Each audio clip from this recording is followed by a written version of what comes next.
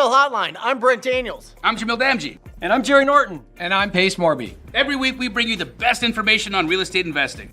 Be sure to participate in the comments. And subscribe. Enjoy the show!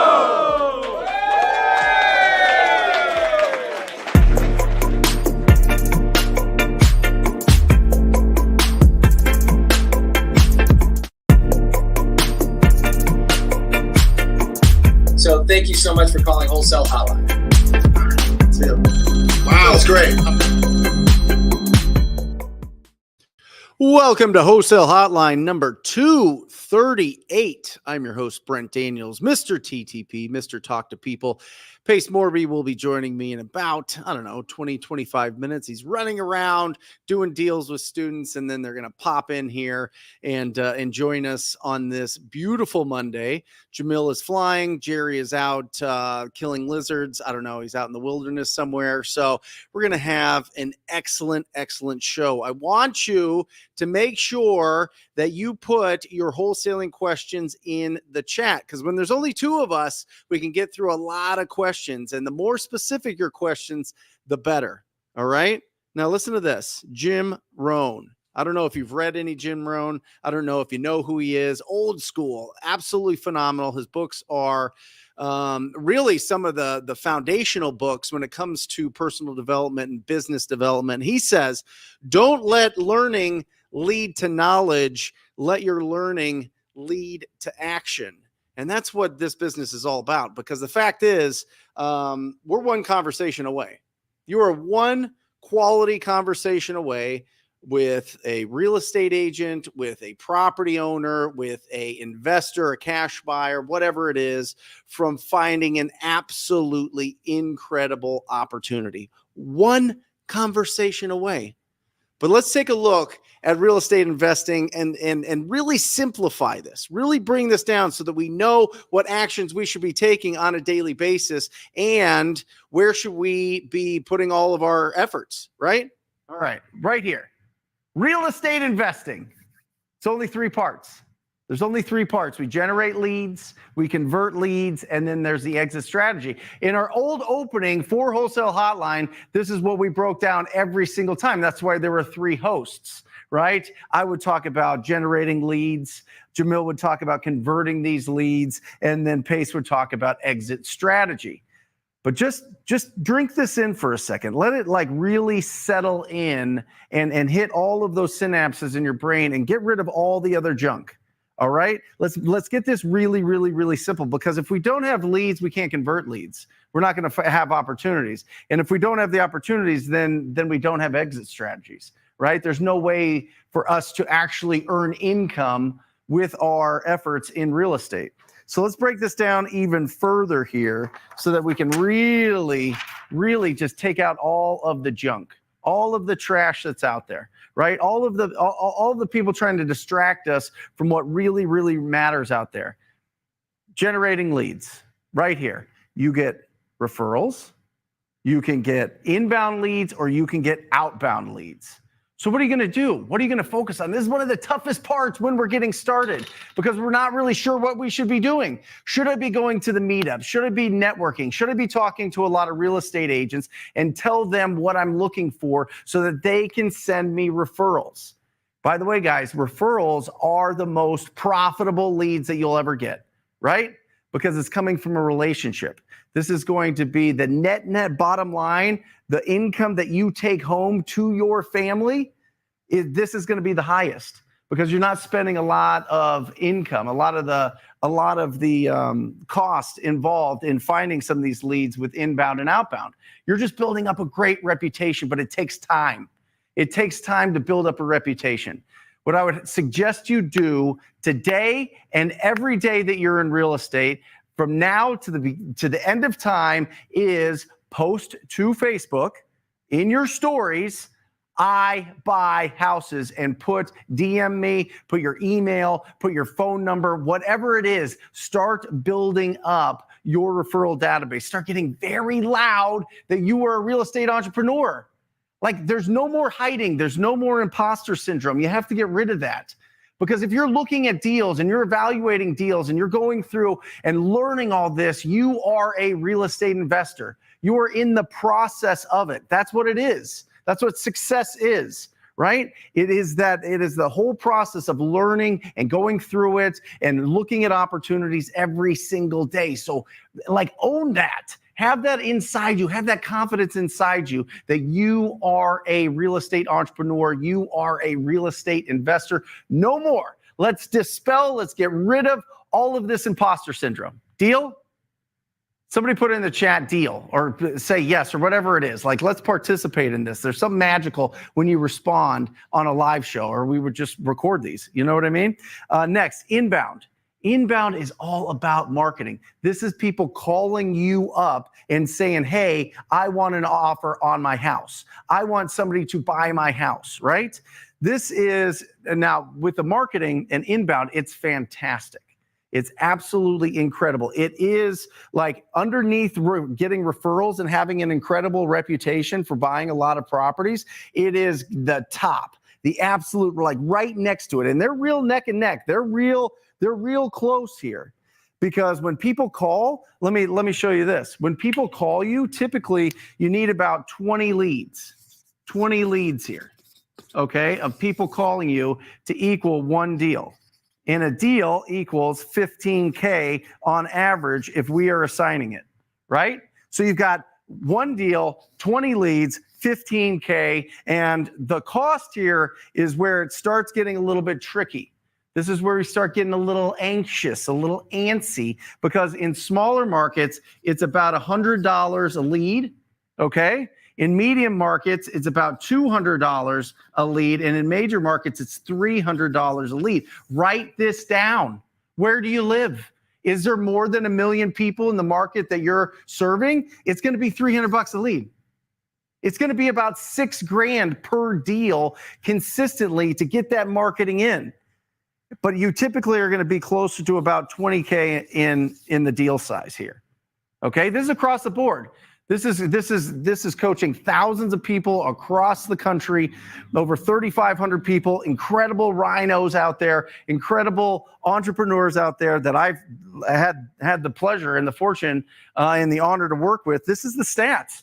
It's about $300 a deal for inbound. I'm talking direct mail. I'm talking pay-per-click. I'm talking pay-per-lead. I'm talking radio and TV and billboards and bandit signs, whatever it is that get people to call you, right? They're calling you. So the question is, do you have the budget? Are you in that $500,000, that $250,000 to $500,000? I mean, $250,000 to $750,000 or 1 million person population is going to be around 200. And are you below 250,000 in population? It's going to be about 100. But again, it's going to go down. You're probably 10,000 in smaller markets per deal, 15 in the middle markets, and 20,000 in the major markets. Does this make sense to you guys? Yeah. Awesome.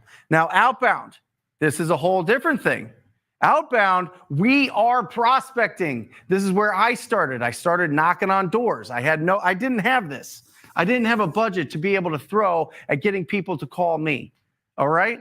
I had a little bit. I had $100 a month, and I would do handwritten cards, and I put my business card in there and I'd send it out. And it worked. It worked a little bit, but not consistently. So prospecting.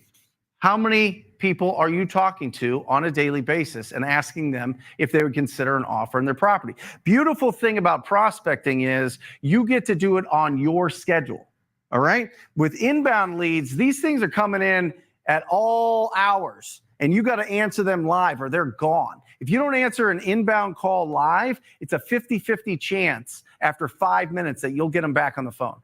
5 minutes of missing that call, right? So you got to really set up your systems. It's way different than outbound. But outbound, I really liked outbound because from 9 to noon, every single day, I made calls. I would just pound the phones. And I was trying to talk to 30 to 35 people every single day because I knew that if I talked to 200 people here, I get one deal. One deal. Sorry, it's kind of sideways, but you guys get it. 200 people to get one deal. 200 conversations of people that are showing signs of distress, right? You take every property in your marketplace, you filter it down to the most likely people that will sell for cash, right? These are your driving for dollars leads. These are your pre-foreclosures. These are your probates, inherited properties. These are properties that have code violations. These are properties that maybe they're just done with it. They just want to they're vacant. People keep breaking into them. They want to get done with them. You can pull all these lists from all sorts of different places. PropWire. You can go to propwire.com, pull these for free, and then you reach out to them and have a good conversation. If you talk to 200 of them, they should equal one deal. Here's the tough part. You have to wait 100 days. You got to wait 100 days to get paid. You got to wait 100 days to get paid here.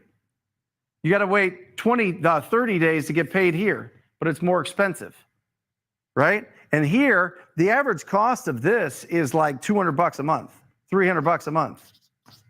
You could pretty much go unlimited here for $300 a month. If you've got a dialer, if you've got maybe a texting service, I would put texting in outbound. So texting calls, door knocking is going to be outbound. So where are you? What are we doing this week? Who are we talking to this week? How many quality conversations can you have this week? Because then it leads us to converting the leads. Converting the leads, first we have to pre-qualify the leads. What do we pre-qualify the leads on? The 4 pillars of pre-qualifying. How many pillars? How many pillars are there? 4. Thank you. There's 4 pillars of pre-qualifying, right? You've got condition of the property, their timeline, their motivation, and their price. Brent, why do you keep telling us the same thing? Whenever you get the opportunity to come on to Wholesale Hotline, you tell us the same damn things every single time. Because we forget, or we don't listen, or we're running around, or it takes repetition to really understand these things. But as soon as you understand all of these principles, you are going to go make an absolute fortune. It's impossible not to. If you talk to enough people, pre-qualify enough people, do your effective lead follow-up, and do an outstanding offer presentation and negotiations, you will get deals. You will get deals. It's inevitable. You talk to enough people that own ugly houses or are represented by people that own ugly houses, like agents or attorneys or whatever else, you will win. It's impossible to lose. It's impossible. But education is, what did he say? It was, all of this learning shouldn't lead to just education. The learning leads to taking action. None of this matters if you're not going to talk to anybody this week. None of this matters unless you go out and get rejected. None of this matters unless, people are having quality conversations and making offers every day, right? So condition, timeline, motivation, price. Which one do you think is the most important? Which one? Motivation. You think motivation is the most important. I love it. You're wrong. Anybody else? Is it price?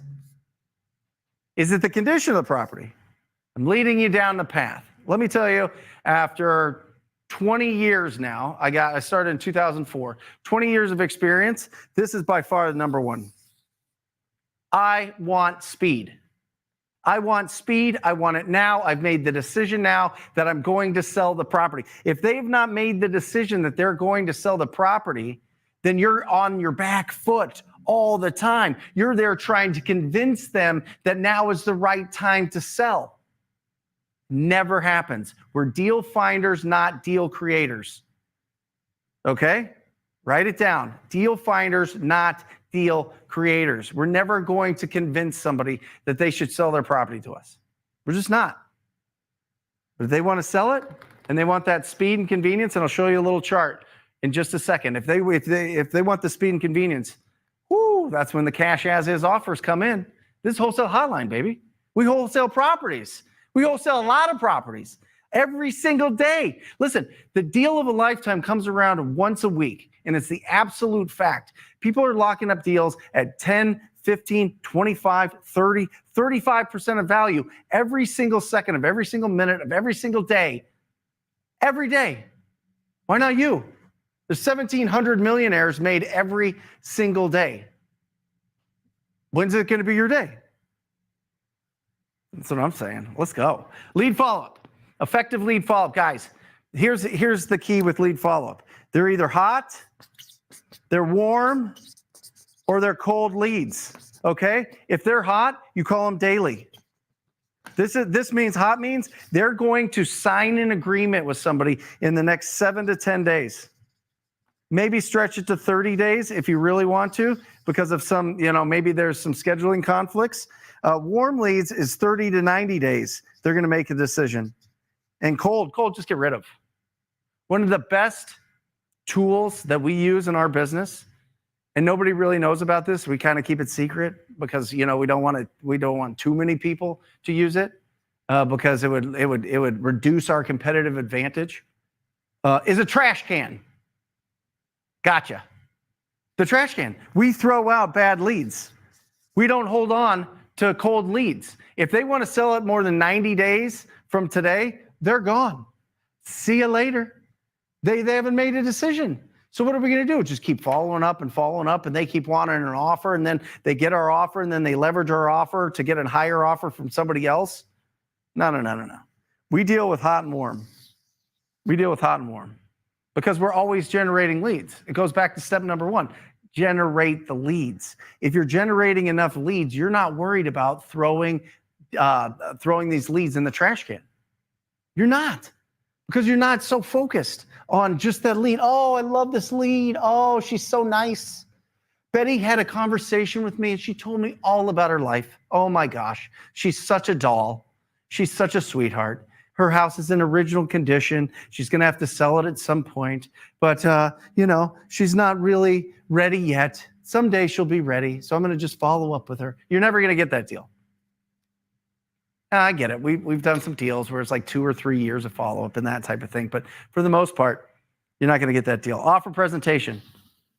Listen, your offer presentation should be a natural progression of these two.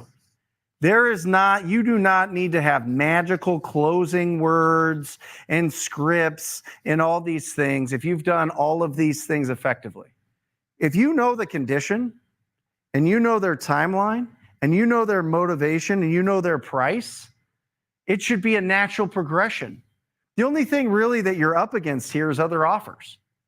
So how do you establish yourself against other offers? Maybe price is the most important. Maybe ask them the question: how are you going to know when you receive the right offer that you want to accept? And then just be quiet. Hey, Bob. We have, I have had such a great time learning about you and the property and what's going on.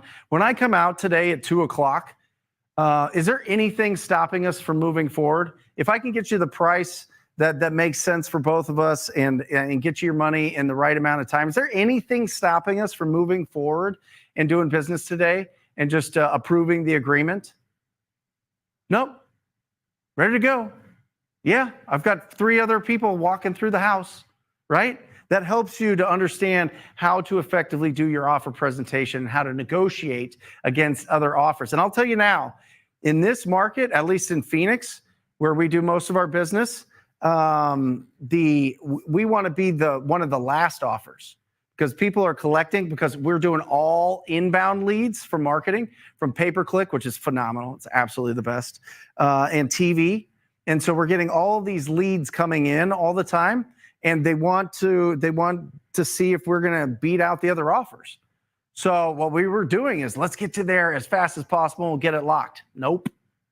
They still want to have those other offers come in. We got leverage. We lost out on like 4 deals in the last 30 days. So then we started switching things up. My acquisition team had a private meeting and they're like, we're going to go last. And then they're locking it up. So I would say if you're getting inbound leads and there's a lot of competition, then try to make sure that you get that last spot. If you know that they're serious, if you feel like they're gonna make a decision with the first person that shows up there, then obviously go there. But it's a lot different with outbound leads because outbound there's typically not as many offers on the table. All right, boom. Exit strategy, baby. Exit strategy. Buy and hold. There's only 3 exit strategies, guys. So where are you at? Where are you at in your life? Do you just want to build wealth and get slow and slowly build up that wealth and slowly get some cash flow? Well, buy and hold's the way to go, baby. Go for it. This is how you get wealthy. But typically, this is how you get rich. Right? Typically, you get rich by buying and flipping, which is fast. Buy it, fix it up, flip it, buy it, clean it up a little bit, put it on the market. Or the fastest, assign it. Assign it is the fastest. I would say novate is in there because that's a strategy that's being used really well right now, but this is kind of more in here. It's more of a flip type of strategy with the speed. So do you need money now? Well, then you should focus all your efforts on assigning. Do you not need the money now? Do you want more money, but you can pay all your bills and do all the things that you want to do, and you've got enough income coming in from other places? Well, then buy and flip. And if you're in a position to cherry pick great deals that you just want to hold on for a really long time, then buy and hold. But where are you? We're all going up here eventually on some level, right? But are you in the financial place to be able to do that right now? The average down payment on a traditional loan is $40,000 for a down payment for a rental property. Do you have $40,000? That's 6.5 years typically of savings for the average American that actually saves, which is a small fraction. So 6.5 years to save 40 grand to buy one property. Are you going to be able to buy enough to do that? Or do you need big checks? Do you need real big checks? Right? This is something to look at, right? As you're starting to put together your business plan, as you're starting to put together your strategy for you. And then the other thing, we all know it, cash flow quadrant. Employee, this is the different quadrants that you receive income, okay? Employees, typically W-2, right? Self-employed or a specialist is typically 1099. Business owner, right? You've got your business owner and then you've got your investor. So where are you at and where do you want to be? The interesting thing is only on this side can you detach time from income. Detach time from income. Only on this side. This side, you're on the field. This side, you're the doctor. You're doing the surgeries, right? This side, you're the CEO, COO, CFO, all the C's, or whatever else. You're a teacher. You're a truck driver. You're a fireman. You're a police officer. Whatever, right? But your time, you don't get paid unless you're putting in the time. This side, you detach the time from income. But I was thinking about this, Luke. I was thinking about this because we talked about this last week on the Wednesday show. I think people are scared to detach the time. I really do. I think idle hands do the devil's work. And I think that if people have too much time on their hands, they're gonna go crazy. I think people actually make more work for themselves as a safety mechanism, because if they had too much time on their hands, they don't know what they would do. Almost like retirement. You know, they say like when you retire and you're not valuable anymore, you're not doing something every single day, you die a lot faster, right? That's why I think people are like almost scared of going this route. Even though everybody wants to be the entrepreneur and they want to hire 1,000 VAs to do all their work and they want to invest in great assets that's going to give them passive cash flow. They want that, but I think psychologically, and I could be wrong, but put in the chat, guys, if you've ever experienced this, I've certainly experienced this. When I have too much time on my hands, it's kind of like, what shenanigans can I get into? You know what I mean? Like there's only so much time that you can spend on a beach or on vacation or messing around, right? You want to feel valuable. You want to be able to be putting in work that makes you valuable. So that's why I think people stay here. I really do. I think that's the biggest part. I'm going to have to investigate that more just through experience. But I think that's what's really holding people back from building really strong businesses that run without it. really strong businesses that run without them, and buying really good assets. Because I think the time scares people. The detachment of time to income scares people. And so that's why we stay small. We stay smaller typically. Now, you can make a fortune over here. Don't get me wrong.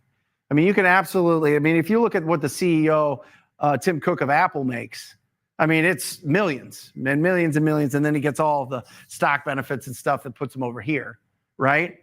But you got to really think, do I really want a business? Do I really want to detach my time from my income?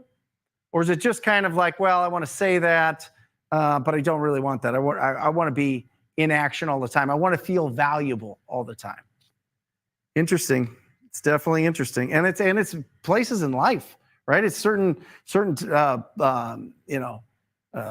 seasons, so to speak, that you have in life. You know, where are you? Are you in hustle season? Are you in harvesting season? Are you in a season where you want to sit back and write a book, or you want to sit back and you want to volunteer, or you want to sit back and be around your kids during this time that they're with you? Because if you've ever seen a chart of parents' time with their children, time spent with their children, it's like this. It goes way up here till they're 18 and then way down. I think it's like 2/3 of the time that you'll ever spend with your kids is the first like 18 or 20 years or something crazy. Is that a time that you want to spend more, you know, having the flexibility to do some stuff there? It's tough to do when you're on call all the time. Certainly tough to do when you're running a 9-to-5. So something to really think about there. But I think it's really important to investigate that within your own business and within your own mind, right? And so I hope you guys are getting value out of this. If you guys are, please put it in the chat if you've got if you're getting some value. Also, I only have one starred thing here, so I don't know if there's not a lot of questions so far. But let's make sure that we get some questions in here. All right. Awesome. We're getting value. Awesome. Thanks, Brandon.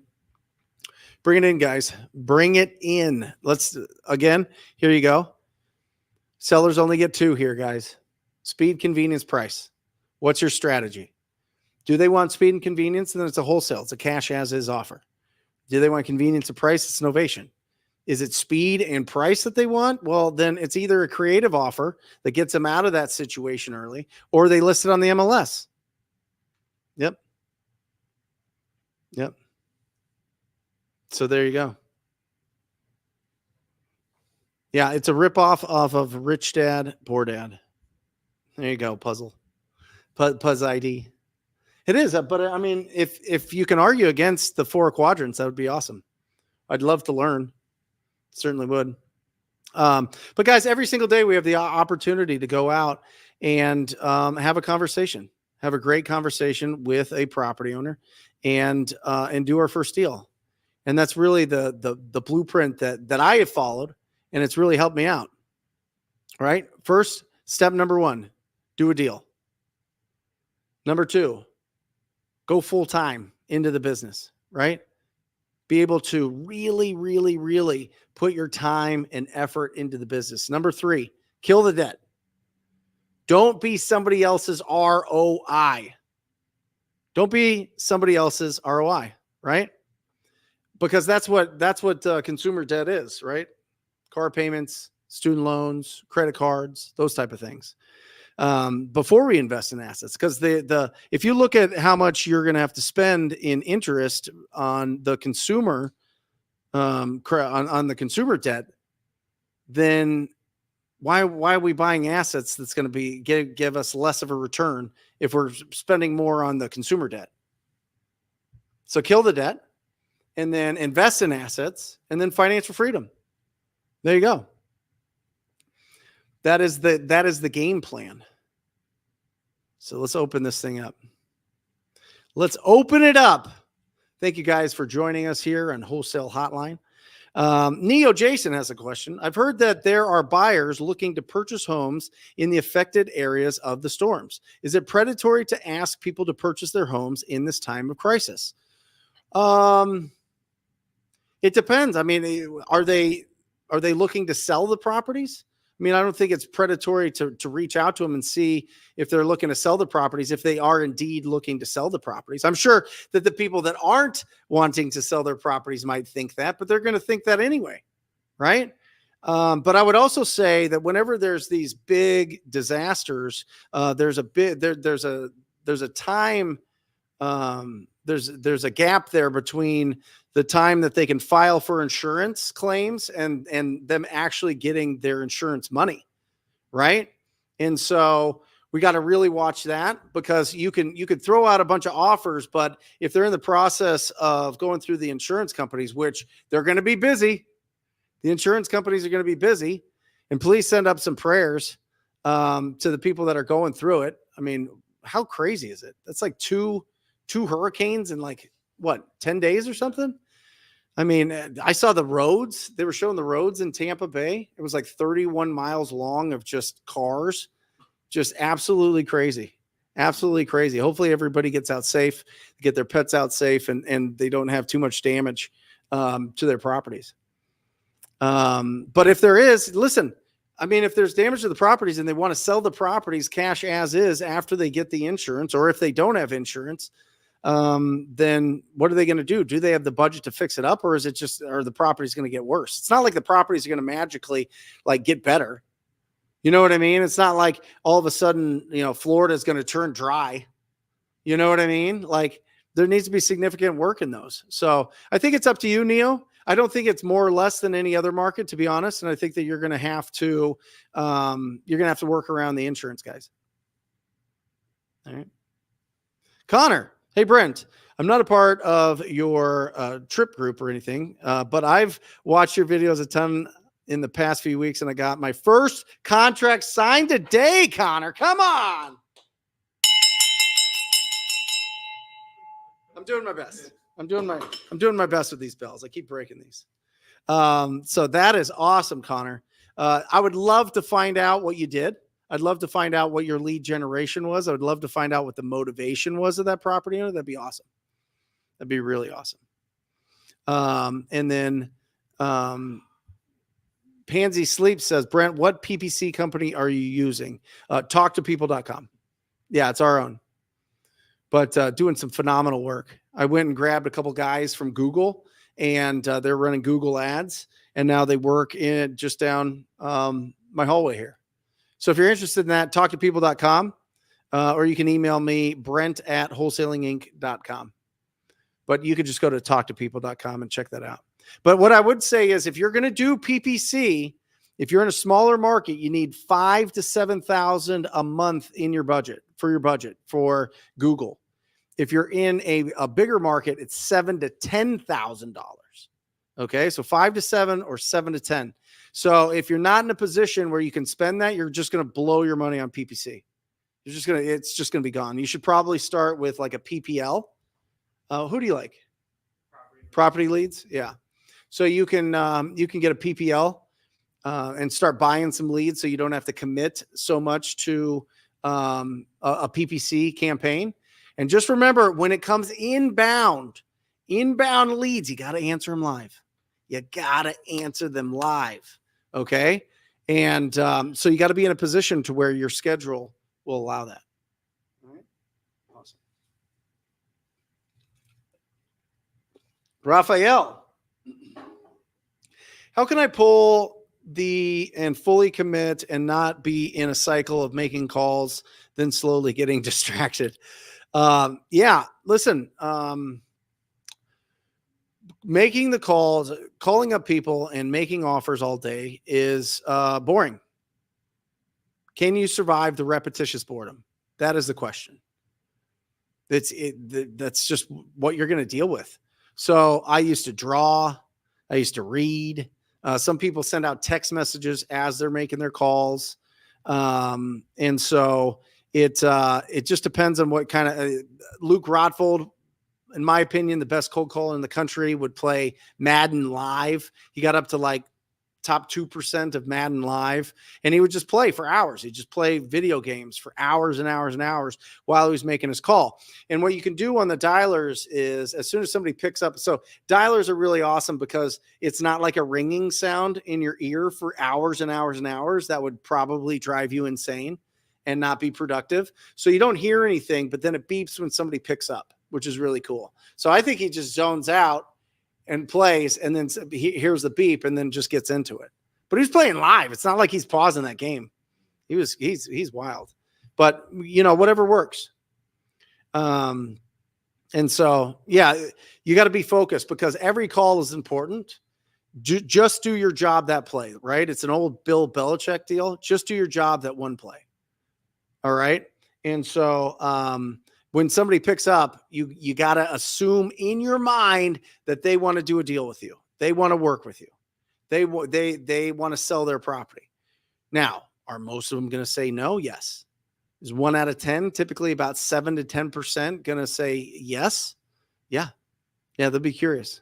They want to know how much. And remember, whenever you call somebody up and ask them if they would consider an offer on their property, there's only 6 responses that they give you. Okay?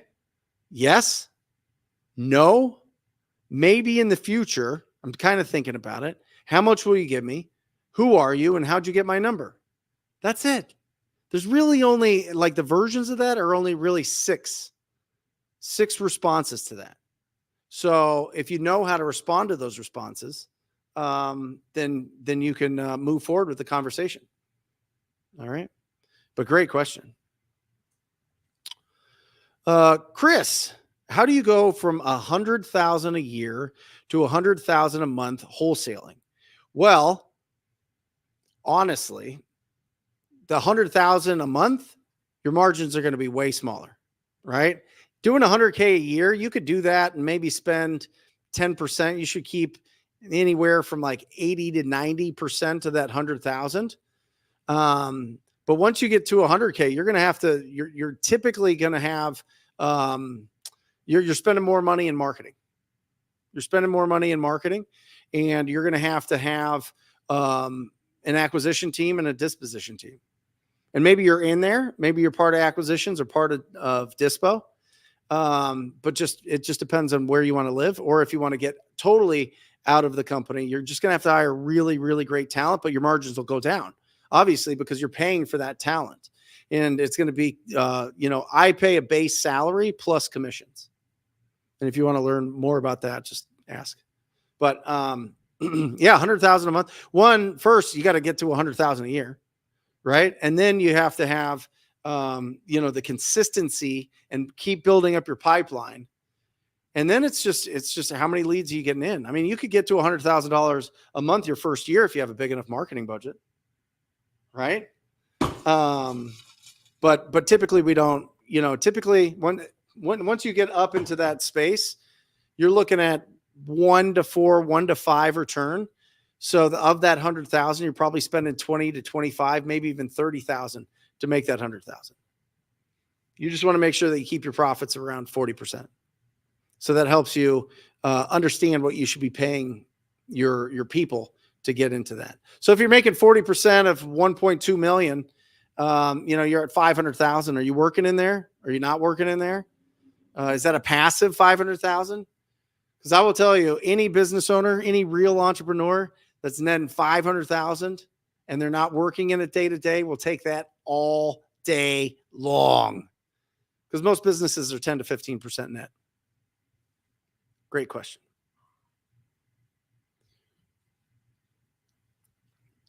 The real estate kid. How can you work with a real estate agent to do deals? Love it. You reach out to them and tell them what you're looking for. And then you just, the couple different strategies. And Jamil is certainly the master at this because this is how he built an incredible business.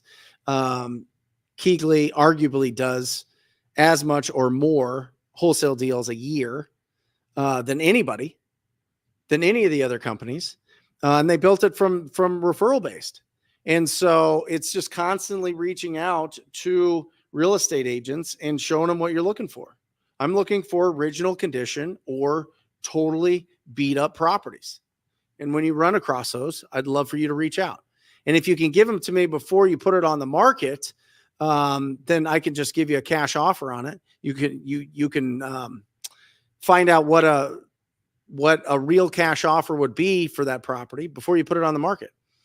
And then if they want to sell it to me, then we'll split the deal. We'll split the assignment fee. We'll split the commission, whatever. Or we'll add the commission, not split the commission, unless you have a license. But it's just reaching out to them, real estate kid. I mean, just reach out to agents all the time. And I would suggest that you reach out to the agents that list the lower income properties, lower income to kind of lower medium income properties. I would reach out to all of them and see what they have. And you might not get a deal on the properties that they have listed, but they might have some coming up, and they might have another listing that they know the seller is really motivated to sell those properties, and they'll take a dramatic discount, but nobody's calling them on it because it's priced too high, but they're about to drop the price dramatically. Can you imagine that? I did this last year. I did a video on it last year, maybe 2 years ago, where I was just calling up real estate agents, having conversations with them, asking them, if I asked them 4 questions, right? Is this property still available? Okay. What offers have you guys rejected? What have you gotten? Have you gotten a bunch of lowball offers, right? If they don't get this price that they have it listed for, what's their plans with the property? And then also, what other properties do you have that I can look at that is in original condition and or in really rough shape? And so that's the 4 questions that I would ask every single agent all the time. And I was just calling and just random real estate agents. And there was a deal where they had it listed. I think it was listed for $340, and they would take $260,000. And so we locked that up and we actually flipped that property. So you never know, but that's how you do it. Step number 1, conversations. Step number 2, offers every single time. All right. Awesome. JF question. If my goal is to wholesale 5 properties a month, how many leads should I generate each month, and how many leads should I call each day? Also, who is the Jordan of wholesaling and why? Great question. So, how many leads should I generate a month? It depends on if it's inbound or outbound. It depends on if it's referrals. And you could get 1 lead from a referral that turns into a deal. But if we go back here, Matt, put me on the lapel, please. If we go back here, you're probably on the lead generation.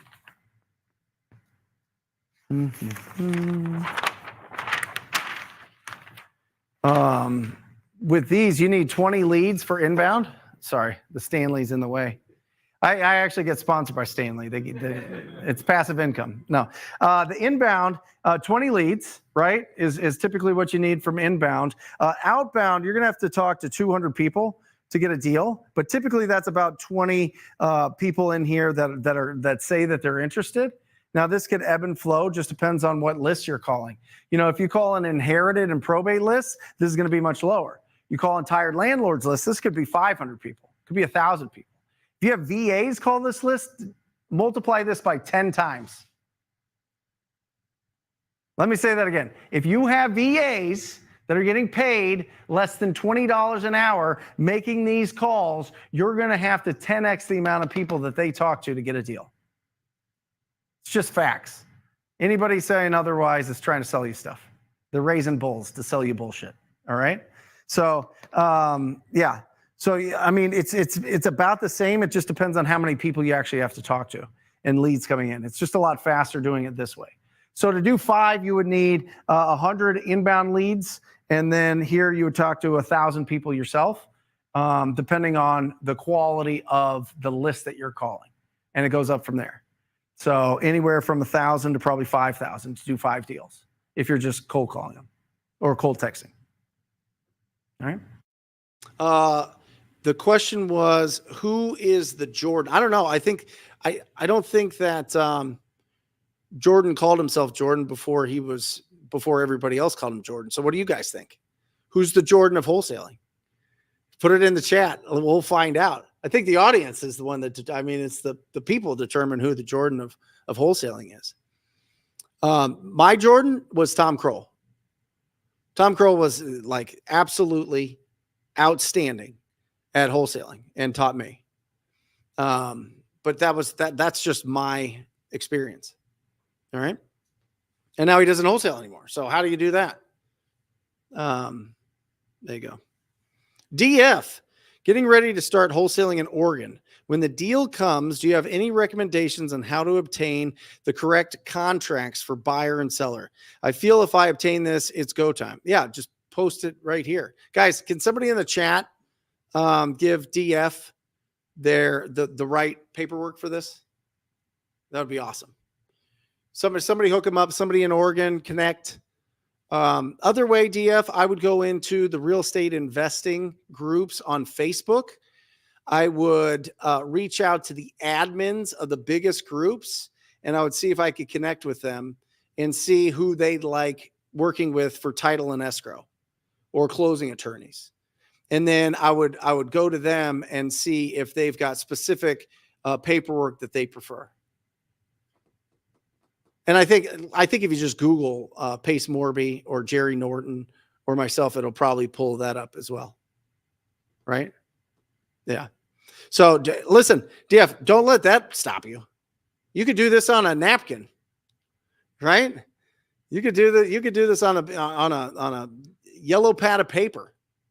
You could do this, with a postcard, whatever you want to do. You know what I mean? That shouldn't stop you. Don't let that little hurdle stop you from going out and finding some great opportunities, because you got to build up your leads, right? Great questions, guys. Kevin, I'm struggling with pulling lists. I've closed 2 deals in the last 3 years. Just closed a deal 3 weeks ago and hired my first VA starting tomorrow. Where can I get accurate pre-foreclosures? Well, congratulations on closing some deals.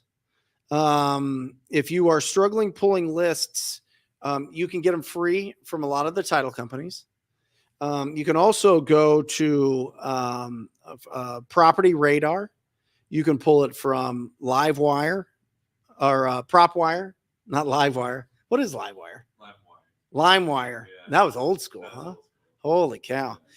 I'm sure there is a Livewire. There's got to be. Anyway, yeah, you can get all those right there. And then you can, if you really want, you can get them from the county recorder's office,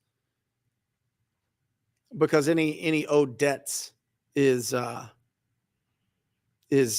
posted like old school. You know what I mean? If you used to owe people's debts, they would literally put it on a board or on a pole in the middle of town and be like, that dude owes that guy money.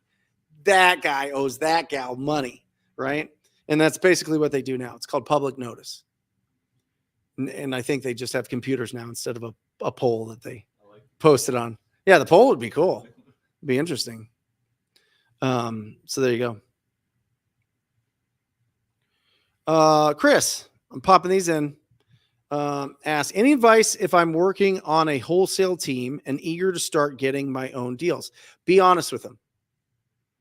Be honest with the whoever's running that team, the owner of the company. Just be super, super honest with them. Right? Because if you try to be sneaky here, you're going to have a bad reputation. So you want to go into it and just say, hey, listen, for my future, for my family's plans, for my family's goals, being able to build my own wholesale company or being able to own a great portfolio of real estate that I get at a really great price is really important. And so I just want to let you know that when I'm not working here, I'm going to be working on my own leads. If there's ever a conflict of interest, I'm always going to defer that it's your lead. If we run into the same lead, I'm always going to tell them, you know what? We're already working with you. I'm not going to take any of your leads. I'm not going to negotiate. Even if they call me or I reach out to them and they're in your CRM, I'm not going to do it. They probably won't like it though, Chris. They probably won't trust you, to be honest. They might, but they probably won't. And so it could be a conflict there, but at least you're being honest. And so if that sours the relationship, it sours the relationship. Because nobody likes, a constant revolving door in your business of people that are your acquisition specialists or disposition specialists or any role, really. And so they want to keep you forever if you're making them money, if they're getting a nice return on investment from you. All right. So just be honest, Chris. But I highly suggest it. And if they respected it, listen, if you're commission only, by the way, if you're not getting paid and salaried, I mean, they really have no control. They're really just leveraging you for commissions. You're basically like a real estate agent in a brokerage, right? So that's not they really don't, control what you do. So you could be, if you don't have any leads, then you should be generating your own leads. But if they're giving you a salary, it might muddy the waters a little bit. So just depends. Oh yeah, there you go. Told him from day one and would still love to JV and work together. Well, there you go. Awesome. I'm going to keep going to this starred one. Real estate kid asks, how much do you need for security deposit handling a deal? Well, it's called earnest deposit. So just understand the terms. A little bit interesting. Earnest. Why is it called earnest? I don't know. But the earnest money is what shows that you're serious and for the seller to work with you. And so the, it could be $1, it could be $10. It depends. It depends on if you need it to be able to have an executed contract. What's up, man? What's up, dude? Thanks for running the show. Absolutely. Good to see you. How are you? So good. Good. Pace Morby, everybody. Hey, everybody. What's Coming on up? Oh, yes. There we go. I love it. Sorry, I'm a little bit late. We were doing tactical training. We did like team building and took 15 What people. kind of team? Look at this team. What What a good-looking team. up? Holy cow. Live studio audience, about 15 people or so. We went and did military SEAL team training in a shoot room and had like real weapons, and it was sick. Is this the group that was in the auto collision? No, that was last week's group. And yes, that was fun too. We got a deal under contract last week. I did a challenge where I have leaders in the community, and we put 10 people on every leader's team, and we had like 70 teams. Yeah. So we had about 700 people in the challenge. And I had 10 people on my team that I said, all right, I'm the closer. You set my appointments. And we locked up 7 contracts, 4 creative deals, and 3 lending deals. We made we're making $100,000 on one of those deals, which is great. Nice. Yeah, really, really good. So that team, we were like, hey, let's go see the house that we signed on Thursday. Yeah. And we jump in the van and get hit by this dude smoking weed. Wasn't paying attention that he had a red light, and he ran right into us. So Is it legal to smoke weed in your car? I don't know. We'll have to ask Jamil. Jeez Louise. So what's this 100K deal? It's a deal where I get these really interesting deals where sellers in foreclosure. Yep. And instead of them trying to take a lowball cash offer or even sell their house to a sub-2, I go to them, I go, well, would you like to stay in the house for an extra 3 or 4 months, give you some timeline? This guy's getting foreclosed on, but he's got all this equity and he has a ton of like collateral. I go, how about this? I'll buy the house at $350, gives you 6 months to go sell it, and I own it. So I'm not having to foreclose on you. I'll evict you. Yeah. But I'll buy it at $350. You go and sell it for your $650, and you buy it from me at $450 when you go. Got it. So we'll make $100,000 in less than 6 months, which is good. Nice. So it's an interesting thing. So it gives him more time to sell the house, gives him more equity where he doesn't get foreclosed on. It's a whole thing. So those are fun deals. Pansy says it's not legal.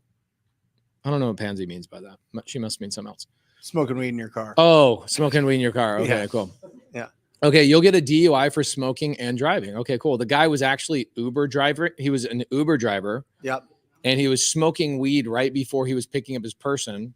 And his person was standing outside this burrito joint waiting for him to get picked up. And he watched the whole accident happen. Mm-hmm. And the guy is standing there going, there's no way that was my Uber driver. Turns out it was his Uber driver. And he watched the guy freaking nail right into the side of our van. It was trippy, but we're all good. Everybody's good. Here we go. I like this one. This is a good question. explicit X to the Z exhibit.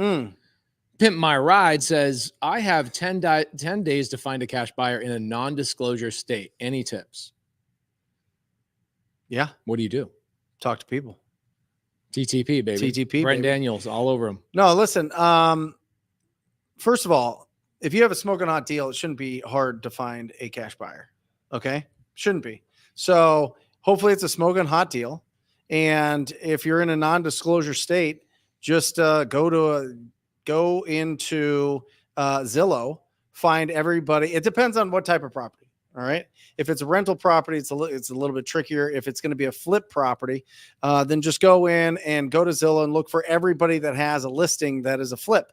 You know it's a flip because it's staged. It's beautiful. There's not clothes in the closet. There's not all the different soaps and everything around in the bathrooms. And so call up the listing agent. Don't just click on Zillow for I want to do a tour. Call the actual listing agent that's on there and see if they want to do another flip in that area. That's an easy way. Another way, if you're in Texas, let's say, go to a meetup. Right. Go to if you're not in the community, he was the Duber driver. That's really good. Doobie, the Duber driver. So if you're in Texas, let's say, for example, if you're in our community, just go to a meetup, right? And meet all the people there and say, who has a buyer's list? You could also go to Keegley.com and say, hey, will you guys help me dispo a deal? You could also go to Investor Lift and post it there. You could also go on Facebook Marketplace. You could go on Craigslist. You could go to a bunch of stuff. Another really important thing would be maybe go to real estate agents that are listing properties of fix and flips. You can find those agents on Privy. If you guys are using Privy, go to Privy and you can see all the active fix and flips on the market. Call the agents and go, hey, I have a deal that one of your cash buyers might want to buy. Though, even if you're in a non-disclosure state, you can see what houses are listed, like Brent said. And if they're listed and they look like they're fix and flips, call the agent, say, I have another deal for your buyers. There you go. Mike C says, by the way, you had a flow going. What were you talking about? Did I screwed anything I screwed up, or are you doing Q&A? It was, it's the basics, right? It's the basics of just making sure we understand how we find deals, right? The 3 steps: generate leads, convert leads, and then pick your exits, right? So just breaking that down. Yeah. Going through it and each one of those, what's involved with generating leads. And so I'm the generate leads, right? I know that if you generate enough leads, everything else takes care of itself. And so if you want to build a really robust, profitable business and bring in really great talent, you need leads. Yeah. Not only do you need leads, you need a process to finding leads, right? You need a process to converting those leads. And so when we're getting started and we don't have a huge budget, I was looking at, what is the average cost per lead if you're doing marketing in small markets? It's $100 a lead. That's 250,000 and below. 250 to $1 million, it's $200 a lead. Is this an inbound lead? Inbound lead. Gosh, that's so good. Right. And then, if you're in a smaller market, it's about $100. Yeah, but if you think about, like, okay, I want to talk to 10 people today, I'm going to spend $1,000. If you already have a job, why not just get people to call you? The issue is you're not available. But you can they call you, you don't answer. It's 50-50 if you call back after 5 minutes of getting them back. Correct. On the phone. But couldn't you have a JV partner to cover those calls when you are at work and 100%, vice versa? 100%. Then that way you're good. Like for me, when I was doing inbound calls, I don't do that anymore, but it was the best lead on the freaking planet. Yeah. Sadly, the way I was spending money was not $100. And I know you're talking about small markets and you'll continue to expand on that, but I would not miss a freaking call, even if I was making out with my wife. My wife was having a child in the hospital. Not joking. That sounds intense, but when Corbin was born, I had my money phone in my pocket, and we had a call at 11 o'clock while she hadn't gone into labor yet, but she had the baby at 1 o'clock in the morning. 2 hours prior, I was getting calls at 11 o'clock. People are sitting in there on their computer, clicking on your pay-per-click ads, and they're freaking calling you. You better pick up the damn phone at 11 o'clock at night, or else you're going to miss that lead. Otherwise, they're calling somebody else. That's right. Okay, keep going. $100 in a smaller 200 market? up to $1 million. Typically, it's going to be around 200 average, and then $1 million plus is 300. So $1 million plus, and you need population. 20 leads per deal, typically. $1 million plus population. Yep. So you're looking at a Phoenix market. You're spending. $6,000. Okay, you're spending $6,000 for one deal. Yep. Cost per contract is the Yep. way that we would measure that. Yep. Sounds about right. Yep. But what's the advantage of doing that versus just cold calling myself? Well, the advantage is you're closing that deal in 30 days, not 100 days. Yes. So your cash cycle's way faster when it's inbound. Second, you need way less conversations. There's way less rejection, but there is more competition. So if you don't have the skills of negotiating and converting a lead into a signed agreement, and you keep getting beat out by people that have far more experience than you are, than you have, then maybe you go more outbound until you get that experience. Love that. So even if you do have the budget, if you don't have those skills necessarily of negotiating, then you could be throwing money away. I got really lucky when I first started in 2013. I got really lucky that I had already built a successful construction business. Mm-hmm. And when somebody would call me, I would set the appointment, I would go give them an estimate, and I was competing against 3 other contractors. Yeah. That's what you're doing in wholesale All the time. You're getting an inbound call from whatever marketing source. Mm-hmm. You go out to the house, you're giving them an estimate on what you would pay for or whatever the service is going to cost. And they would say, just want to let you know, I'm talking to 3 other contractors. Yeah. Perfect. I hope you are. And I would have to negotiate, do all that kind of stuff, follow up, and then even deal with customers ghosting you. I dealt with all of that stuff. So when I went to spend money on inbound marketing, my first month in 2013, I spent $5,000 in marketing. Mm-hmm. I got 3 contracts and made $50,000. Yeah. And I was like, this is the greatest thing on the planet. Because you understand discovery. Yeah. That's the whole 80% of that conversation you're having with the property owner is discovery. What is their problem and what is the solution to that problem? And what do they think the solution to that problem is? Maybe it's best that they list with a real estate agent. Maybe it's best that they take that higher offer from this other investor. Maybe it's best that they just clean it up and put a renter into the property and go for a little longer. You know what I mean? But we don't know that unless we're pulling that out of them, unless we're really doing the discovery. And that happens when you find out the condition, timeline, motivation, price. The 4 pillars. Chris Gett is up in Montana. Mario, as I call him when I get to see him in person, because he's got the Mario mustache. I'm Chris Geddes. So Chris just quit Google. He had a high 6-figure job. And thanks to the community and him working with Landon Moore inside of the community and them partnering up and then him finding his path, within about a year of being in the community, he quit his high 6-figure paying job in Google. He just says, I switched to buying inbound leads 2 months ago, closed 2 last month, and an escrow for 9 now. It's totally changed our business. However, do it. However, what Brent is saying, by the way, the best. I just hung mine up in my studio. So Nice. Thank you for that handsome guy, Tom Kroll. Yeah. Okay, so Chris didn't start there and spend a bunch of money. He got his chops going, got his negotiation skills down. Yeah.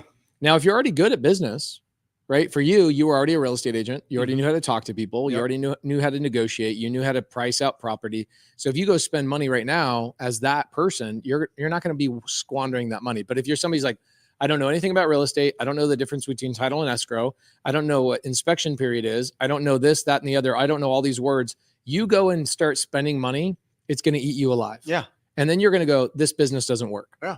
Meanwhile, you That's give Brent why- the same leads and you give me the same leads. We're getting 5 deals out of the same leads. That's why I created this, because I think it's really important, because there's different factors. Are you part-time or full-time? Do you have a budget or don't have a budget? Are you new and experienced at negotiating? And if that's the case, then you just look at this blueprint and you figure out what your path is. Can you do direct mail for like $50 a month to very specific addresses? Absolutely. That's easy. Should you be building up your referral database and getting really loud that you buy houses? Yes, you should be doing that all the time. Now we get into, are you going to cold call or are you going to send text messages? Okay. And then do you have a budget to be able to hire a VA or not hire a VA? You need money for that. And then do you have the experience to pay for paper lead? And then at the very end, at the very bottom is when you add pay-per-click, because I think you have to have the tightest processes and schedule for pay-per-click than anything else, because PPL, pay-per-lead, you can turn on and off. You could put it on the schedule that you want. If you're not going to, if you know that you've got your kid's soccer game at 8 a.m. on a Saturday and you can't take leads because you're the coach of it, you're going to block that out and then turn it on when you get on. But pay-per-click, you can't do that. Yeah. Because it's like momentum. It's like a snowball going down a hill. It has to build momentum. Yep. And the compound effect, it's like month 2 is easier, month 3 is, and so on and so forth. But you got to spend that money. And in the first 30 days, sometimes you're burning money to figure out what is working and what isn't working. And you can't just turn it off or else you're resetting the whole clock. Yeah. It's tough. Yeah. Well, and you're spending so much. Yeah. You know what I mean? You miss a call and you're like, oh, that was like $4,000. The other thing too is not only, and I've had this, I'll tell you guys a good story. So my wife's about to give birth to Corbin. It was a false alarm, but she goes, hey, I'm heading into the hospital. I go, no problem. I have to go chase this appointment. Welcome to spending money on leads. Okay. If it was a referral, I'd be all right, cool. I'll follow with it tomorrow. Right. But a lead comes in that day. I miss it. I'm in the shower. I call back immediately. She doesn't answer. Mm-hmm. When I was doing this, for me, my cost per lead was $1,000 per phone call because I was going through a company called Homevestors, right? Mm-hmm. We Buy Ugly Houses. They were taking a marketing fee of like 40% before I even spent $1. I had to spend $400 a lead with them. So really my leads were like $600. Yeah. Okay. They just charged me an extra $400 before the lead ever got to me. So every phone call that came to me cost me $1,000. I spend 20 grand. I get 20 calls for the whole month. Okay. That means I better be damn good. Mm-hmm. So I miss the call. I call the lady back. I look it up. I go, I'm heading to the damn house. She's not calling me back. I'm going to head to the house and knock on the door. It's on the other side of town. It's raining. It's pouring. It's kind of the middle of the morning. I'm like, I'm just going to wait around until she shows up. I put a thing on this is before Uber Eats was a thing. So I'm not eating. I'm not going to the gas station. I'm not leaving. I'm going to make sure that this lady, when she walks into the house, I'm going to run up to her and go, hey, you called me this morning and I missed your call. Like that's how intense these leads are because they're making a decision that day to finally Google or search something or pull up your postcard or whatever it is that they're doing that they're willing to call you. Think about the psychology of somebody going, I'm going to call a postcard that says, I will buy your house for cash. How about putting in all your information on a website? Right. And that's what it was. It was a PPC lead. So I get this lead. I don't reply. She doesn't reply. I'm like, oh my gosh, I just missed this 7 minutes ago. I always have my phone with me. Jump in my truck, run over there. My wife's like, I'm heading to the hospital. I feel like I'm going to have the baby today. I go, great. I'll catch up with you. That is how intense these leads are, that you are willing to miss the very beginning of the birth of your child. Because when you're hustling and you're juggling the money, and you also know that one of those leads could be 50 G's that pays for the cost of the damn baby. Shout out Corbin. Love you. So I go there. I wait all day long. And then my wife goes, hey, it was a false alarm. I'm heading home. I go, okay, cool. Well, I'm just waiting for this lady. My wife goes, did you check and see if she owned other property? My wife's so much smarter than me. I go, gosh, damn it. So I pull up and I go, yeah, she does. This isn't her primary residence. This is a rental property. I've been waiting for her damn tenants to show up all day long. I'm new. Remember, I'm new and I'm spending a lot of money. So I run up to the house where this lady lives and I go, oh my gosh, she's not answering. She's not answering. I try and look for other phone numbers. It's now like 4:00 in the afternoon. And I go, oh, I know what I'll do. I'm going to call the police. This is how serious these leads are, guys. And I had the police go and do a welfare check on this lady because she wouldn't answer her door. Okay. So I go, hey, she has a bunch of Amazon packages outside of her house. I'm a concerned person. She called me and I can't get a hold of her. She called me at 9:00 this morning and I've been trying to get a hold of her and I'm worried she fell down, blah, blah, blah, blah, blah. Can I get a welfare check? So the police come over, knock on her door. She answers the door and they go, yeah, it was that guy. He said that blah, blah, blah, blah. I'm waving at her and she goes, who are you? And I go, I'm trying to buy your house. She goes, I sold it to somebody at 11:00 this morning. Yep. You missed those calls. You missed the deal. They don't care about your postcard or your ad or your PPC thing. They care who picks up the phone first. There you go. Well, and they make the decisions that fast. I mean, Yeah. they're at that point where they are reaching out to solve that problem. And so it is just so much. So I knocked on doors. I made the calls. I had a lot of leads from text and cold calling from, going to my team for years. Now they get all the inbound and they're like, give him up. You know what I mean? They're going out every single day. I mean, they're locking up a deal every 2 days. Yeah. Yeah. It's phenomenal. The toughest thing was when I first was doing inbound leads in the beginning, I was spending way too much money. Brent taught me actually how to get away from home investors. I hired Brent as my mentor. He was one of my first mentors. This is probably 2017. It was about 4 years after I was in the business. I go into Brent's office with my wife and I go, it's just me, dude. I'm doing 10 deals a month, me and my wife. I'm doing cash. I'm doing creative. I'm doing everything, but I'm spending this much money on leads. He's like, wait, what? Yeah. I go, can you show me how to do this without spending money on leads? And so I kind of went the reverse. I got really good at closing deals and understanding the business and making a lot of money. I was probably making $500,000 a year, just me and my wife in 2016, 17. And what ended up happening is Brent's like, you need to get out and like build a team, get cold callers, do all that kind of stuff. So I went out, started getting cold callers, and I built a team. So it's less expensive when I was cold calling, texting, doing all that kind of stuff per contract, but also the cycle changed. I would go out to appointments and people wouldn't sign with me right there. I'm like, wait, what? And so you get addicted to those types of leads, but they are expensive. So you can't mess around with them. Yep. Sadia asks a great question. Brand new wholesaler, just got my first contract signed in less than a week. Super distressed property in semi-rural area. ARV is lower than I thought. Yeah. Any tips on renegotiating while under contract? First of all, great job on taking action. Classic experience when you first get started. You get a property under contract. They probably have been trying to sell it for a while. I'd be curious to know if this was on the market or off the market.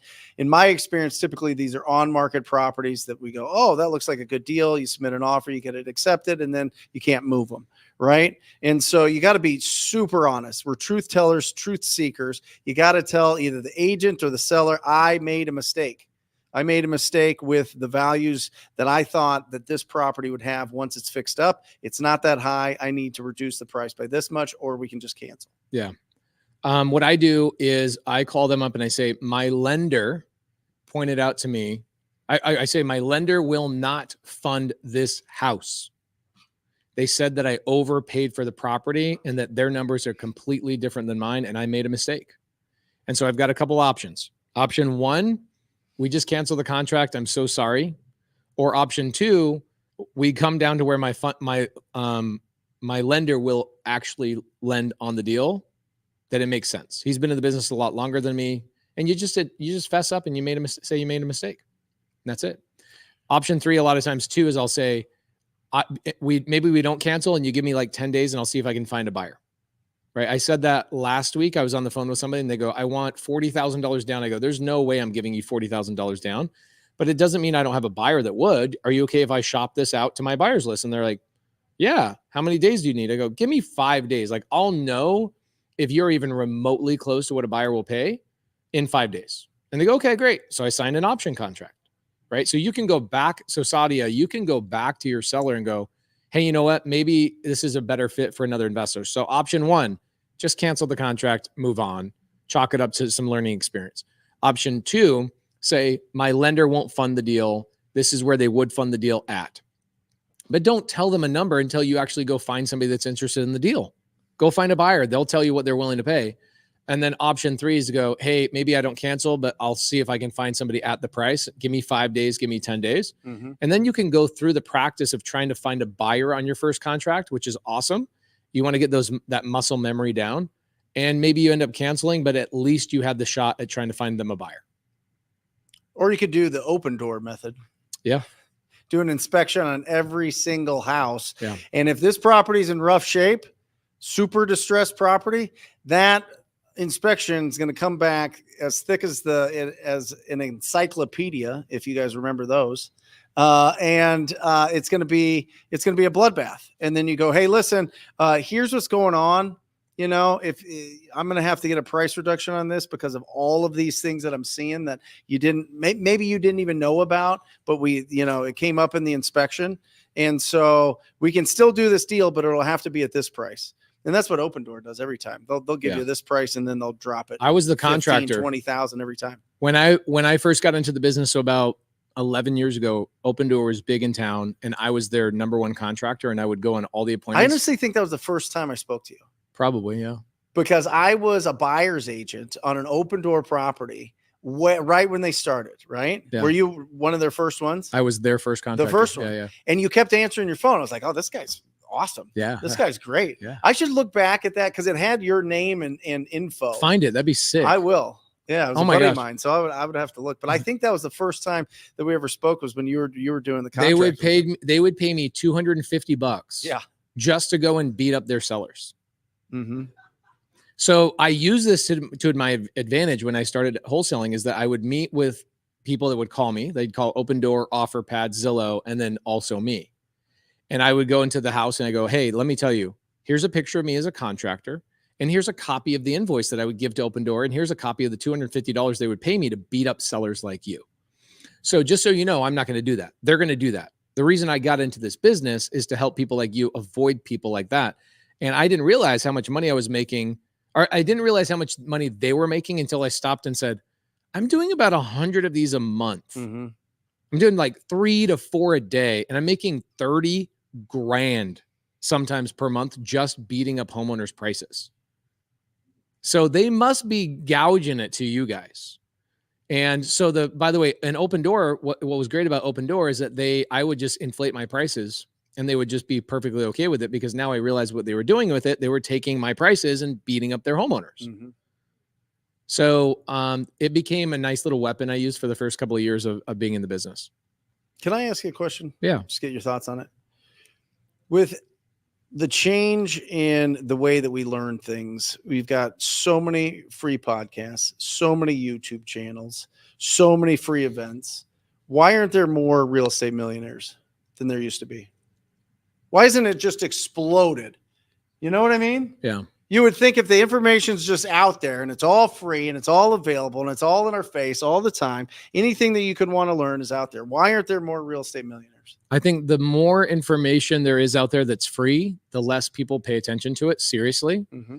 And it also attracts the free crowd. I used to be the free crowd. It was like, I'll never pay for anything. I'll never pay. I wouldn't even pay for a Costco membership, right? Like nothing. I wouldn't pay for anything. So what you pay for, you typically pay attention to. Mm-hmm. So I think that's a big part of it.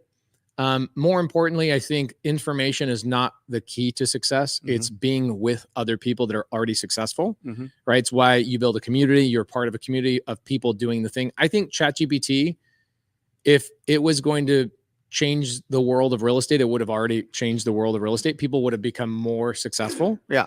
But what you need as a human being is you need to stand next to somebody that's doing the thing and watch them do it. And so 10 times more podcasts are going to be out in 5 years, but it's not until somebody can figure out, and I feel like we have, me, you, Jerry, Jamil, have figured out how to help hold people by the hand and get them to get through that fire. Yeah. Most everybody else is just selling information, or even me, my YouTube. Like, here's what sucks about YouTube. It's for entertainment, not education. Yeah. Because an hour and a half long podcast, people won't watch 5 of them in a row. Right. Right. And do you guys know what my average YouTube duration views are? Like, how long does somebody watch a YouTube video? Mine's really high for real estate. The average in real estate is like 3 to 4 minutes. Mine's 8.5 minutes. So think about that. Even when you make a 30-minute video breaking something down, the average duration of people watching is 8.5 minutes. People's attention span is getting shorter, right? So if it's not the information, yeah, it's the expertise, it's the community. It's this. I mean, do you guys all agree? All like 90% of the success is in the community. Everybody here in the community. I think that's an important thing to think about, guys. And not just coming from a self-serving, I am a mentor and coach type of thing, but like I was really thinking about that the other day. I was like, oh, well, we tell everybody what to do, how to do it, how to find people that are doing it, what to say to those people that are doing it, and yet there's not this massive explosion of real estate millionaires. Yeah. Well, it requires work. And do we believe that humans are getting harder working or lazier?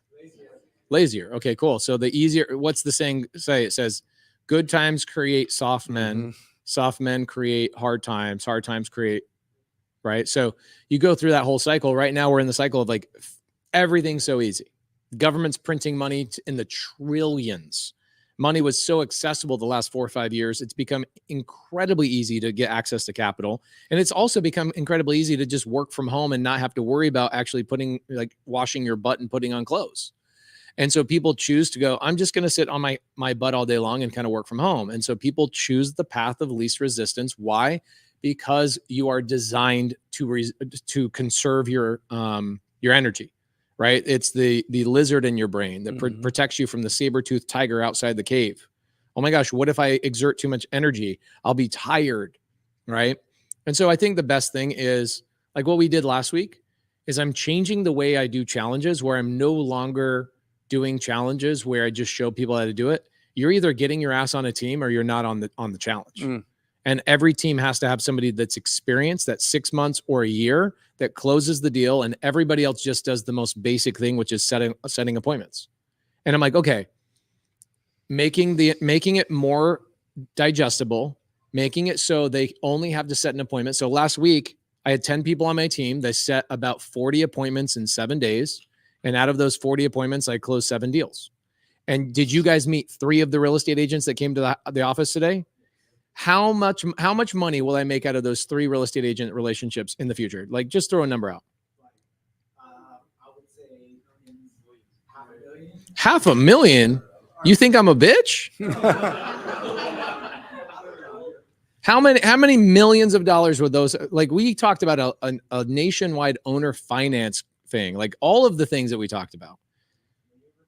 You're looking at $100 million from 1 week worth of work. The difference was you gave the newbies such digestible things to do. Stop worrying about comping. Stop worrying about this. Stop worrying about that. Literally, here's a list of people that want to sell. Set an appointment for me to talk to them.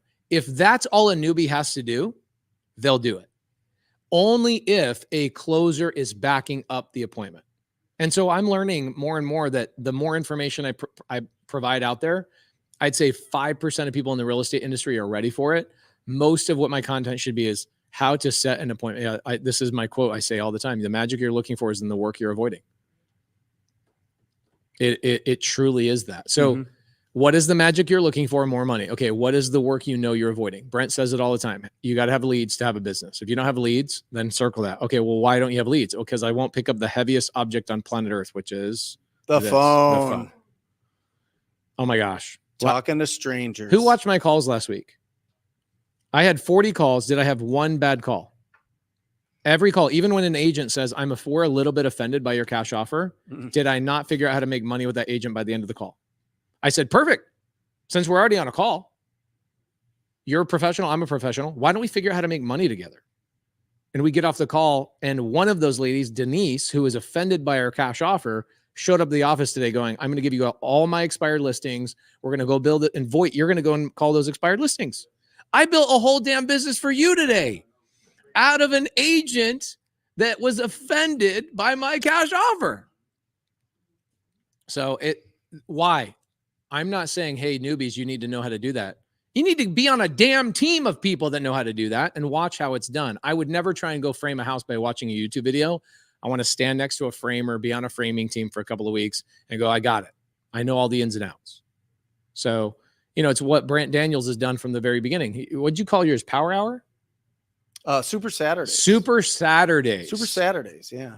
Well, what did you used to do? I would invite anybody in that wanted to make calls to property owners to just sit there and watch me make calls, and then they would have to participate, right? We'd have pizza, and it was a whole thing. It was Saturday mornings, and we would just have a great time. And we would always find a deal. Every single Saturday, we would find a deal. We would just stay there until we found a deal. And it's just not rocket science. It's just being in a position to where, people are coming in, Pace, and they're very nervous. And then they see what a conversation looks like. And then all of a sudden the mystery went away. And then all of a sudden the thought, what's the worst thing that could happen? Yeah. The worst thing that could happen is somebody is mean to you. Listen, if you're an entrepreneur and you're worried about people being mean to you, get a job. Get a job. Seriously, get a job. I have a new Get YouTube a video job coming out because called "How to Get a Job." You can buffer the world as much as you want. But you're going to get a lot of rejection in this business. You're going to go through a lot of heartache. You're going to go through a lot of growth. And when people saw that on Super Saturdays, they were like, oh, okay, well, I can do this. And then it became fun. And then it became a game. So it's just, how do you frame it in your head, right? How do you frame the next hour, the next 2 hours, the next 3 hours? Are you framing it as, well, I could speak to somebody that's I can earn $10, $15, $20,000 in this block of time? Or is this just, oh, this is going to be the saddest things ever? Luxla says they're mean at jobs too. Great. So then why not just be an entrepreneur? Why not pick up the phone if they're going to be mean either way? I had a girl on my team. She's actually in the side chat. I don't want to say who she is just in case to protect her information, but she was on my team and she said, my boss is the worst. I love my work. I love the people I work with, but my boss is a terrorist. Mm-hmm. I cannot work for this person anymore. Anything is easier than working for that guy. And I'm like, well, then you're going to be successful, because I had a reason to make more money. I had things breathing down my neck. I had bills. I had expenses. I had a baby coming. I had all sorts of things. I had no other choice but to make it happen. And the good thing, I was smart enough to, at that point in my life, I had learned the value of having a good mentor. Brent was an amazing mentor, still is to me, a mentor and a good friend.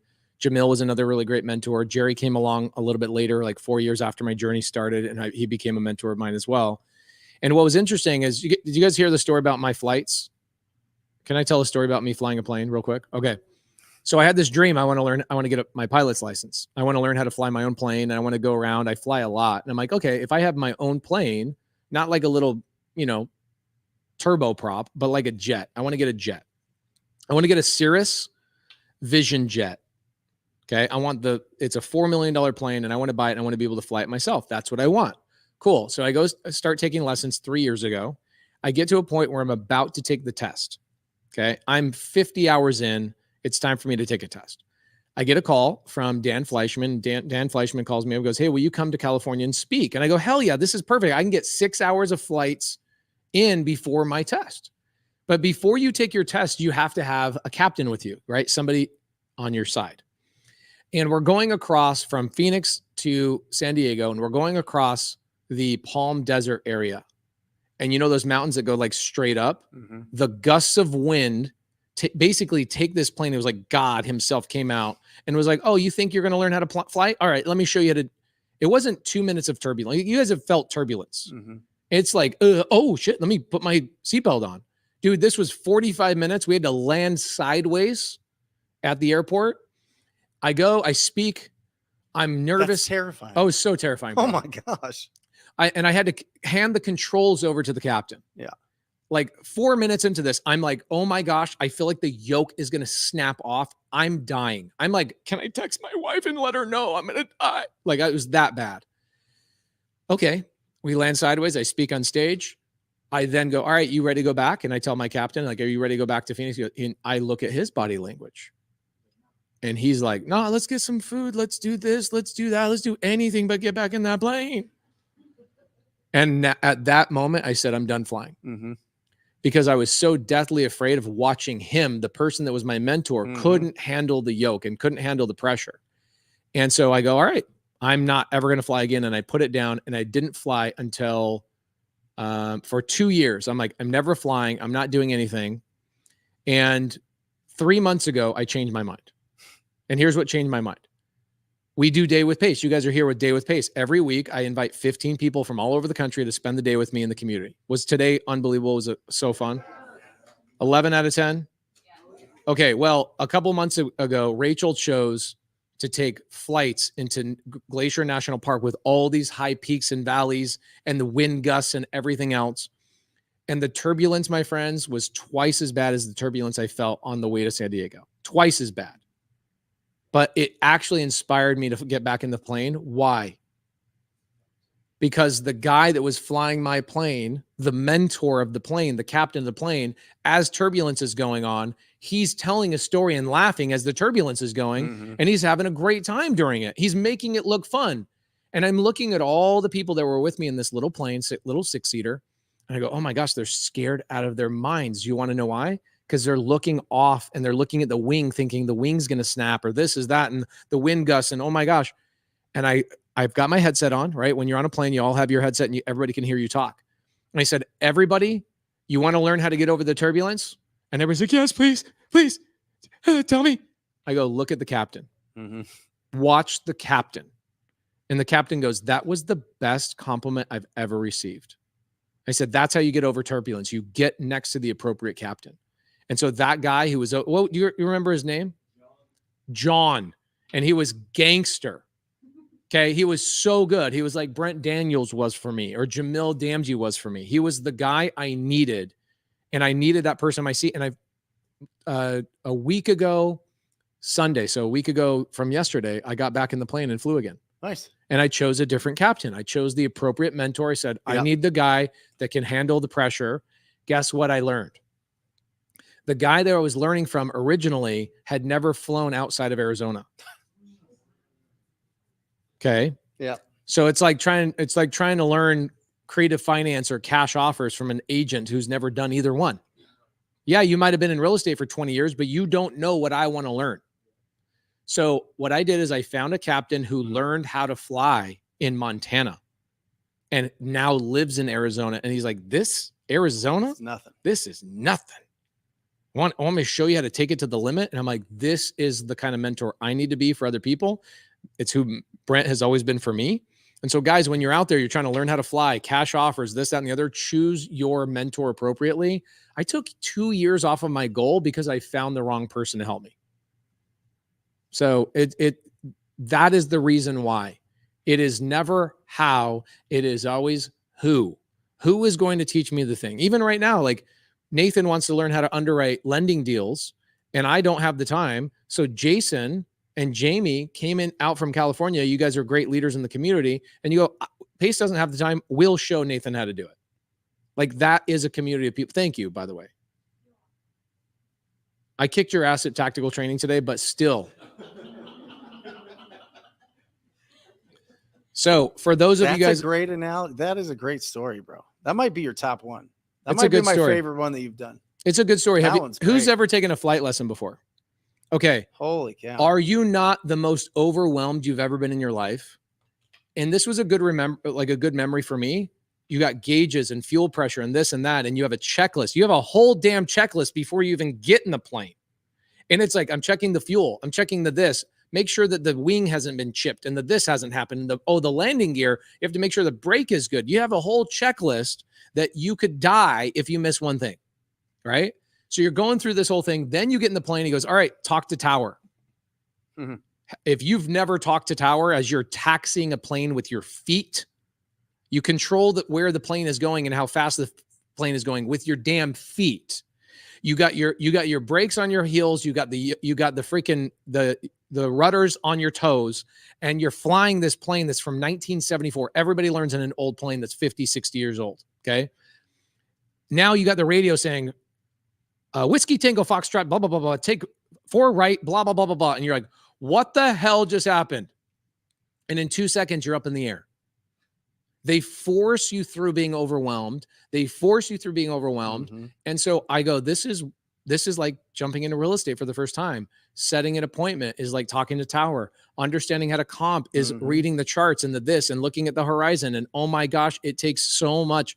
But when you go through it, and all of a sudden it becomes muscle memory and you own the ability. And now I go on YouTube and I watch these 18-year-old kids flying jets. And I'm like, that inspires me as a 41-year-old man that I can learn anything at any time. You just have to know what you want. And so get out there.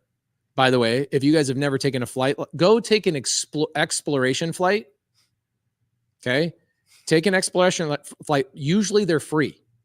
You can go out there, type in your city and exploration flight, and flight schools will take you up in a plane for free to see if you're a good fit for it. Sit there and go, I am so overwhelmed. That's how I felt when I first jumped into real estate. And then look at how comfortable they are. That's how I am today. That's how Brent is today. Mm-hmm. And there is a recipe, and you have to get overwhelmed, and you have to get uncomfortable, and you have to do the hard things. But more importantly, choose the appropriate captain. Well, yeah, go through. They have to be through it, right? They have to be flying in Montana to understand how easy it is to fly in Arizona. Yes. Oh, And I love that. somebody called me the other day, go, hey, I'm thinking about joining a mentorship. I'm like, cool. What does the person do? They go, they do land wholesaling in Alabama. I go, cool. Are they do they have like a nationwide group? They go, no, I watch their course and then I can do deals with them in Alabama. I go, where do you live?